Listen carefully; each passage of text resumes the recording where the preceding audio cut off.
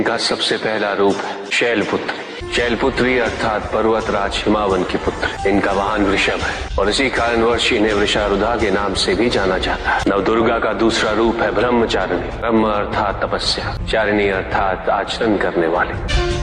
ये रूप उस ज्ञान व आचरण का प्रतीक है जिसके माध्यम से इन्होंने मुझे अपने पति के रूप में प्राप्त किया। नवदुर्गा का तीसरा रूप है चंद्रघंटा। मस्तक पे घंटे के आकार में आधा चंद्र। ये रूप अत्यंत शांतिदायक, कल्याणकारी है। विभिन्न प्रकार के अस्त्र और शस्त्र इनकी 8 भुजाओं में सुसज्जित है। इनका तीसरा नेत्र सदैव खुला रहता है। चंद्रघंटा का वाहन सिंह है। ये युद्ध करने हेतु सदैव तत्पर रहती है। इनकी आराधना करने से निर्भीकता और वीरता के साथ ही सौम्यता और विनम्रता का विकास निश्चित है। ये जो मृत्यु देती है वो सुख कारक और निर्भय अवस्था में होती है। इनकी मंद मंद हंसी से संसार का जन्म संभव होता है। यह है नवदुर्गा का चौथा रूप, जिसे कुष्मांडा के नाम से जाना जाता है। अष्टभुजा, शस्त्रधारिणी, व्याघ्रवाहिनी, हिरण्यवर्णा।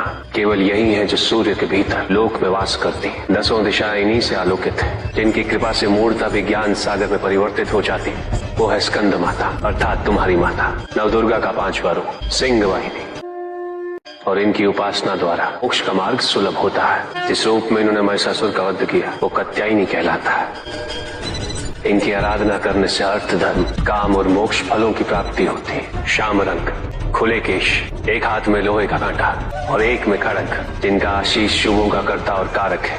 ये रूप कालरात्रि रूप कहलाता है। ये अंधकार का विनाश करती है। इनकी आराधना करने से असुरी शक्तियां भी भयभीत हो जाती है। श्वेत वर्ण, श्वेत वस्त्रों से सुसज्जित, चतुर्भुज, त्रिशूलधारी, तालवाद्य धारण करने वाली ये इस रूप में अपने उपासकों को अभयदान देती। ये इनका महागौरी रूप है। माँ दुर्गा का 9वां रूप सिद्धदात्री कहलाता है।